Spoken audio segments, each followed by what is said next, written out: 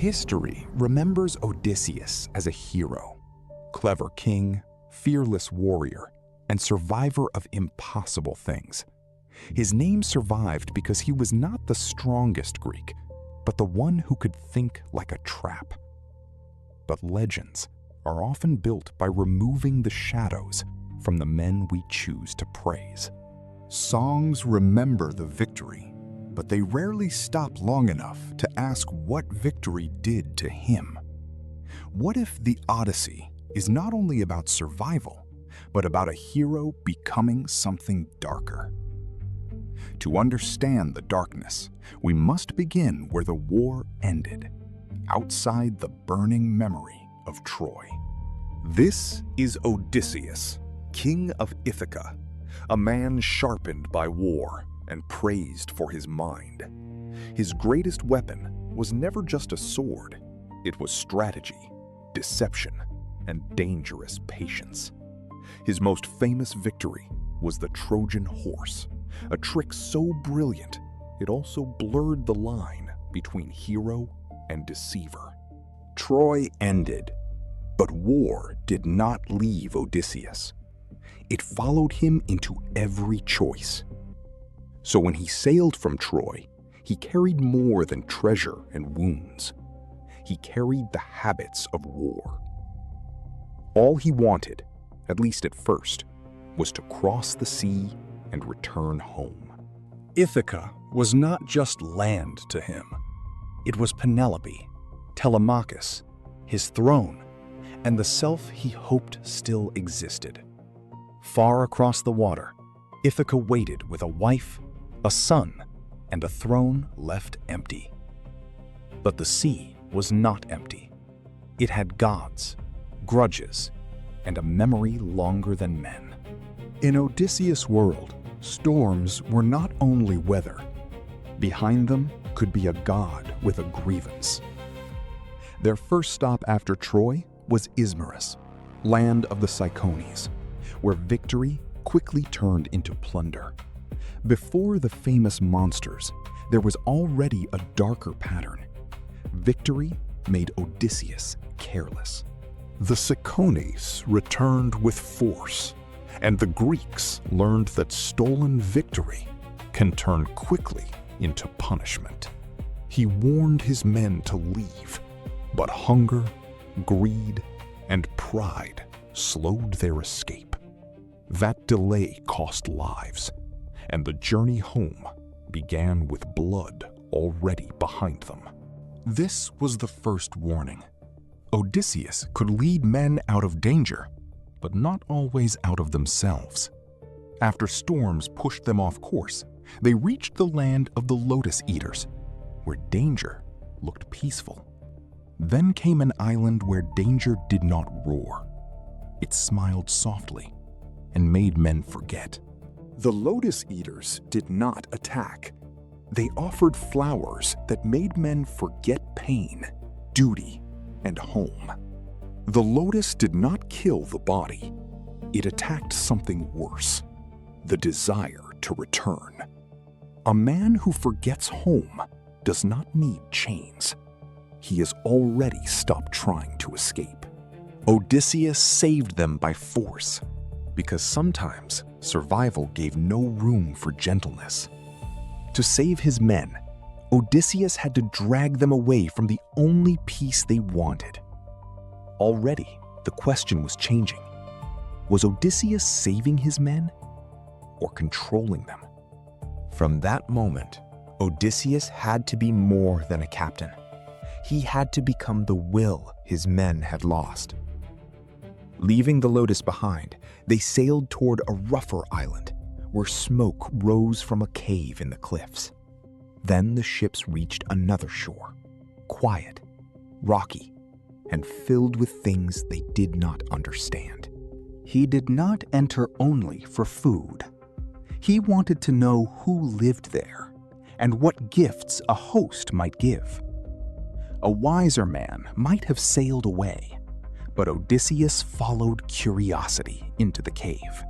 In the Greek world, strangers expected hospitality, But Odysseus was about to meet someone outside every rule. Then the cave darkened because the owner had returned, carrying trees like firewood. The cave belonged to Polyphemus, a cyclops who feared neither guests nor gods. Polyphemus, shepherd, giant, cyclops, and son of Poseidon, though Odysseus did not yet understand the danger of that name. When Polyphemus returned, hospitality turned into a trap sealed by stone. The boulder was not just a door. It meant no human strength could open the way out. There was no door to open, no law to appeal to, and no mercy inside the cave. Odysseus asked for guest right, but Polyphemus laughed at customs, kings, and gods. Polyphemus did not answer guest right with argument. He lifted one of Odysseus' men from the shadows, and the cave went silent before mercy disappeared. A sword could not solve this. If Polyphemus died too soon, the boulder would still trap them inside. In that cave, Odysseus learned the truth every leader fears. Intelligence cannot save everyone. The cruel truth was simple. They needed the Cyclops alive long enough to move the stone. Fear did not stop him. It sharpened him until terror became a plan. Odysseus offered wine, then gave the Cyclops a name that was also a weapon: Nobody. The name Nobody was not a joke. It was a trap set for the moment Polyphemus screamed. When the wine worked, the cave filled with the heavy silence of one chance. While the giant slept, the men heated the sharpened wood until the cave itself seemed to hold its breath. Together, they drove the burning stake into the eye of the giant who had trapped them. There was nothing glorious in the act. It was fear, calculation, and survival in its ugliest form.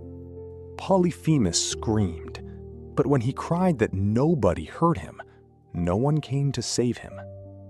When other Cyclopes heard him cry that no one attacked him, they left him to suffer alone.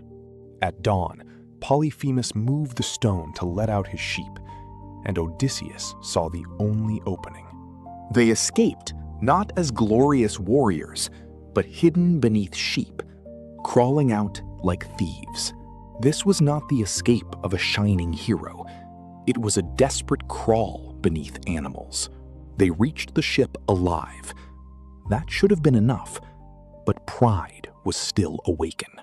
From the ship, Odysseus shouted his true name, turning victory into a curse. Polyphemus now had a name to curse, and a father powerful enough to hear it. Polyphemus was not just a monster in a cave.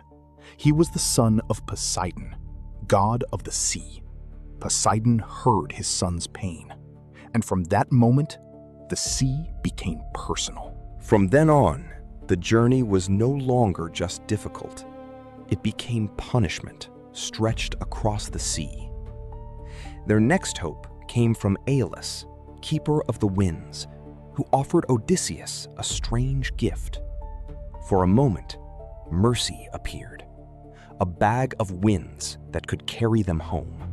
Inside the bag were dangerous winds, sealed away so only the right breeze could carry them home. But hope can rot into suspicion when exhausted men believe their leader hides treasure. They opened it, and every wind they needed became a storm against them. Ithaca was near, then gone again, pulled away by the weakness of his own men. After losing Ithaca again, the men were no longer just tired. They were beginning to break. Then they found a narrow harbor, calm and protected, the kind of place desperate sailors trust too quickly. Then came the Lystragonians, giants whose harbor looked safe until it became a slaughterhouse. The cliffs were not protection. They were walls, and the giants above had been waiting. In one terrible moment, most of his fleet vanished, and Odysseus sailed on with fewer souls. Odysseus escaped because his ship stayed outside the harbor, but survival now felt almost accidental. Their next landing was Aiaia, an island of forests, tame beasts, and a palace hidden among trees. The next island was beautiful, which made it even more dangerous. Odysseus did not enter first. He sent a group of tired men to search the island. The men found a palace in the woods, surrounded by lions and wolves that acted strangely tame. The palace belonged to Circe, a sorceress whose danger looked like kindness at first. Circe welcomed them with beauty, warmth, and a danger hidden behind every gesture. She gave them food and wine, but the cup carried a spell they did not understand. Her magic did not simply trap them, it stripped them of their human dignity. Only one man escaped the palace, running back to Odysseus with terror instead of words. Odysseus could have stayed with the ship, but he walked into the forest to bring his men back. Odysseus survived because the gods did not abandon him completely. Athena still favored the clever. Before Odysseus reached the palace, Hermes stopped him and warned him that courage would not be enough. Hermes gave him moly, a sacred herb that could keep Circe's spell from taking his mind. With the herb hidden on him, Odysseus entered Circe's hall, knowing the cup would come. Protected from her spell, Odysseus entered Circe's hall not as prey, but as a threat. When the spell failed, Circe finally understood that this stranger was protected by more than luck. Odysseus did not simply defeat Circe, he forced a bargain to restore his men. Circe restored the men, but the memory of losing themselves stayed inside them. But defeating Circe did not mean leaving. Comfort can become a softer kind of prison. Days became months, and the hero who wanted home stayed where danger felt comfortable. It was his crew, not his pride, that finally reminded him they still had homes to reach. When they finally prepared to leave, Circe gave one last instruction: seek the prophet Tiresias. Circe told him the way home led somewhere no living man wanted to go. To return to life, Odysseus first had to sail toward the dead. Tiresias was dead, but only he could tell Odysseus how to survive the road ahead. At the edge of the world, he stood, where voices no longer belonged to bodies. The prophet Tiresias warned him the road home would demand obedience he rarely gave. The dead did not only guide him, they reminded him that every choice leaves someone behind. Among the dead, Odysseus found grief waiting in the shape of his own mother. He learned that while he fought monsters, home had been wounded by his absence. In the Odyssey, gods do not always arrive to comfort humans. Sometimes they arrive to test them. And above every mortal grief, Zeus watched like a judge who never explained the law. Odysseus left the dead, but the dead did not leave him. Ahead waited the sirens, whose song promised knowledge and delivered death. Odysseus wanted to hear them, so he survived by becoming a prisoner of his own desire. He heard the song and lived, but some knowledge leaves a wound no one can see. After the sirens, Odysseus understood that some dangers do not chase men. They wait for men to want them. But Circe had warned him of something worse ahead, a passage where no choice was clean. After the sirens, Odysseus faced a choice where every path demanded someone's suffering. If he sailed too close to Charybdis, everyone might die. If he sailed near Scylla, only some would. On one side waited Scylla, not a storm, but hunger with many mouths. Scylla was not just a beast, she was the price of choosing the path that left a few dead instead of all. On the other side waited Charybdis, a mouth in the sea that swallowed the world downward. Charybdis was worse because it did not choose victims.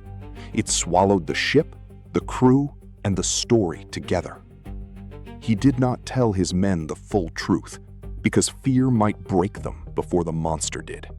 Odysseus chose the monster he could survive, even if some of his men could not. This was not bravery in the simple sense. It was leadership turned into a terrible calculation. He survived the passage, but survival had become another way of counting the dead. When the passage was behind them, the empty spaces on the ship spoke louder than the survivors. After so much terror, an island of sunlight and grazing cattle looked less like danger and more like mercy. Then they reached the island of Helios, where sacred cattle grazed under golden light. These cattle were not ordinary animals. They belonged to Helios, the sun god, who saw everything from above. Odysseus warned them not to touch what belonged to the god, but hunger listens poorly. Tiresias and Circe had both warned him, touch the cattle, and the journey home would end in ruin. But a storm trapped them on the island for days, and hunger slowly became stronger than fear. When Odysseus slept, the men chose their stomachs over prophecy, law, and fear. Odysseus tried to hold the line, but even a desperate leader eventually needs sleep. By morning, the sacred had been broken, and the island felt changed. Eurylochus convinced the starving men that dying at sea was worse than angering a distant god. But Helios was the sun. Nothing done beneath his sky could stay hidden from him. Helios demanded justice from the gods, and mortal hunger became a crime against heaven. Helios demanded punishment, but it was Zeus who would turn that demand into thunder. Zeus answered not with mercy, but with lightning that split the sea and sky. The storm did not feel random. It felt aimed, as if the sky had chosen its victim. The ship broke apart, and the sea took every man except Odysseus. The men who ate the cattle were gone, and Odysseus was left to survive the punishment he had warned them about. The clever king had led a fleet from Troy, but now he floated alone. For days, Odysseus drifted, with no crew, no ship, and almost no proof that he was still a king. The sea delivered him to Calypso, where rescue became another kind of captivity. Calypso was an immortal nymph, and her island was beautiful because it was meant to keep him there. To anyone else, the island might look like paradise. To Odysseus, it slowly became another sealed cave. Calypso offered him comfort, immortality, and love, but not the freedom to leave. Calypso could offer him immortality, but not Penelope, not Ithaca, and not the life he was trying to reclaim. Every day he sat by the shore, staring homeward like a prisoner with an ocean for bars. Years passed on Calypso's island, and the man who survived monsters nearly disappeared into waiting. Only after years of grief did Olympus finally turn its attention back to the stranded king. Far above, the gods debated his fate, as if one man's suffering were a matter of balance. Athena argued that Odysseus had suffered enough, but even mercy had to pass through Zeus. Athena moved for him again, because even heroes sometimes survive by being favored. Zeus sent Hermes to Calypso, carrying the command that Odysseus must finally be released. Calypso did not release him because she stopped wanting him. She released him because Olympus ordered it. When Odysseus was finally released, he was free, but not restored. No army came for him. No crew returned. Odysseus had to build his way back to the sea by hand. But leaving the island meant returning to the one place Poseidon still controlled completely. But Poseidon had not forgotten, and freedom on the sea was never truly freedom. When Poseidon saw Odysseus on the water again, the old anger rose with the waves. The raft shattered, and once more Odysseus became a body against the water. A sea goddess named Ino took pity on him and gave him a veil to keep him from drowning. To live, Odysseus had to let go of the raft he had built and trust the sea he feared. Naked of power, name, and crew, Odysseus crawled onto a foreign shore. When he finally reached land, he did not arrive like a king. He arrived like wreckage. Even kindness was dangerous now, because a stranger on foreign land survives by choosing every word carefully. A princess found him, not as a king, but as a ruined stranger begging for mercy. Nausicaa saw a ruined stranger, but instead of running, she listened. Through Nausicaa, Odysseus reached the Phaeacians, a people famous for ships, feasts, and safe passage. Among the Phaeacians, Odysseus survived the only way he knew, by telling his story. Before their court, Odysseus finally gave his name and turned his suffering into a story. Every tale made him sound heroic, but every tale also revealed another man, lost beside him. By the time he finished, the Phaeacians did not hear only adventure. They heard a man emptied by survival. Moved by his story, the Phaeacians prepared the one gift he still needed: passage home. The Phaeacians pitied him, honored him, and finally carried him toward Ithaca. For once, Odysseus did not fight the sea. He slept, while strangers carried him home. After years of punishment, Odysseus finally reached Ithaca while still asleep. They placed him on Ithaca's shore with gifts beside him, then left before he opened his eyes. But after so much darkness, even home did not feel simple anymore. After so many islands of deception, even Ithaca looked like another test. Athena appeared and told him the truth. He was home, but home was no longer safe. Athena hid him beneath a beggar's disguise, because truth would be more dangerous than lies. If Odysseus entered as king, the suitors would prepare. As a beggar, he could see the truth first. The king of Ithaca walked toward his own palace. As a stranger, no one feared yet.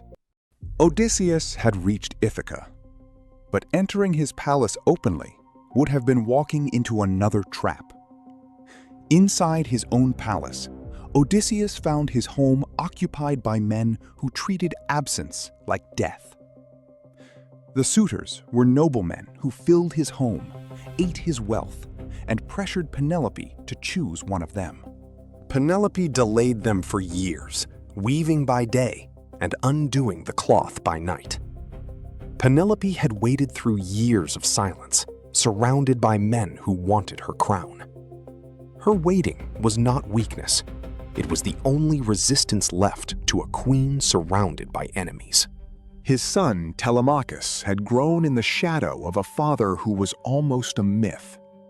Telemachus grew up hearing about a heroic father, while watching strangers consume his father's house. Before the palace could be cleansed, Odysseus had to reveal himself to Telemachus, the son he barely knew. When father and son finally joined, reunion became preparation for violence, not peace. Their reunion was brief because love had to make room for a plan sharp enough to survive the suitors. Odysseus could not strike yet. First, he needed to see who was loyal, who was cruel, and who deserved mercy. Even when people did not recognize him, one old dog knew the man beneath the rags.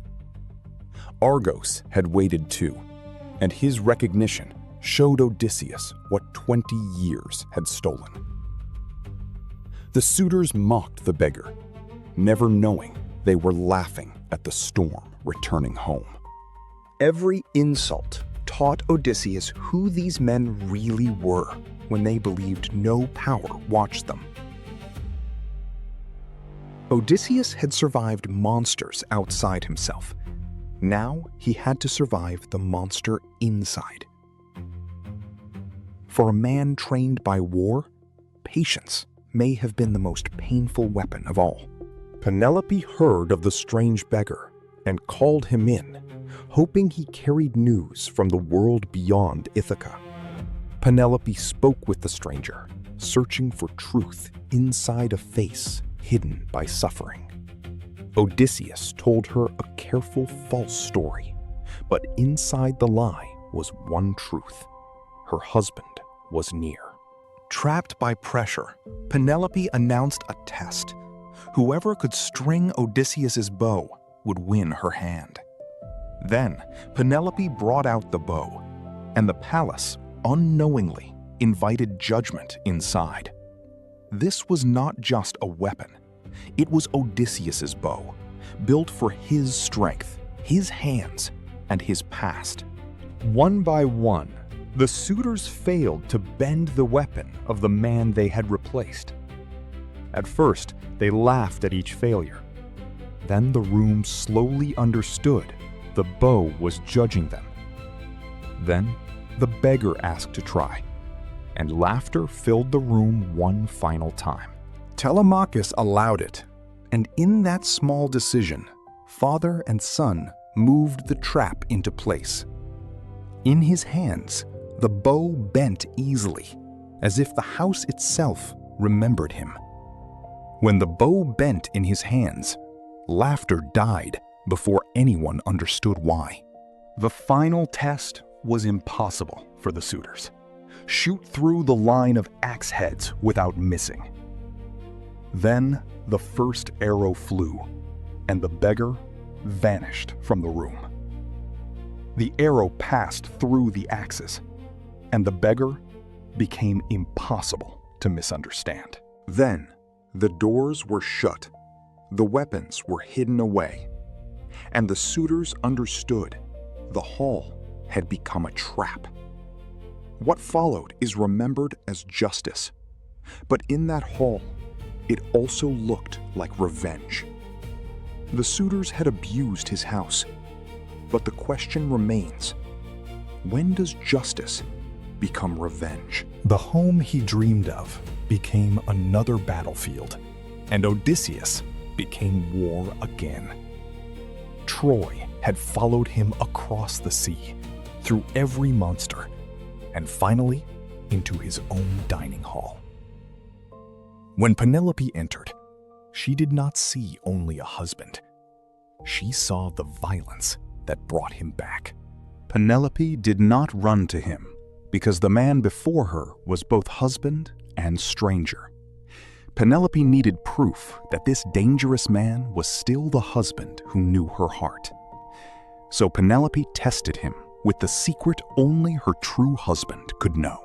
Their bed could not be moved because Odysseus had built it around a living olive tree rooted in the earth. She recognized him, but recognition did not erase the years between them. Their reunion was real, but it was not simple. Love had to cross 20 years of absence. The man who returned was Odysseus, but he was not the man who had left.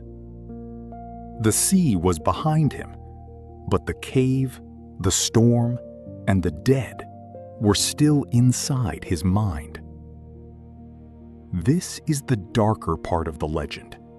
The hero returns, but so does everything that made him survive.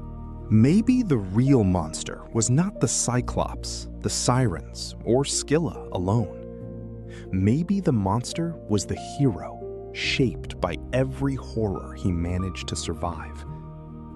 The Odyssey asks a cruel question. How much can a man survive before survival changes what he is?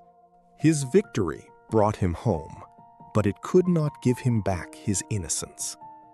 Coming home ended the journey, but it did not undo the hunger, fear, pride, and grief that built him. Penelope's silence may have understood what songs of glory never admitted. Penelope knew that the man she loved had returned, but the years had carved new rooms inside him. Later, poets would sing of monsters defeated, but not always of the cost of defeating them. That is what myths can do: turn pain into beauty, and beauty into something easier to forget. But to uncover the legend, we have to look at what the song tries to bury. And above all of it, the gods remained untouched by the suffering they judged. Odysseus was scarred, his crew was gone, Penelope had waited, but the gods remained untouched. But if men are punished by gods, who gives the gods the right to judge men? If Poseidon's anger shaped the journey, Zeus's authority shaped the world that allowed it. Because behind Odysseus's suffering stands a larger shadow: Zeus, king of the gods. To understand Odysseus' suffering, we eventually have to climb higher, to the throne above the storm. So the Odyssey is not a clean legend. It is a wound wearing a crown. The crown returned to Odysseus, but the wound beneath it had been carved by gods, monsters, and his own choices. The question is not only how Odysseus survived, but what survival made him become. Was Odysseus a hero because he came home, or a warning because of what came home with him? But Odysseus was not the highest power in this story. Above him stood Zeus. And to understand that judgment, we must uncover the darker story of Zeus himself.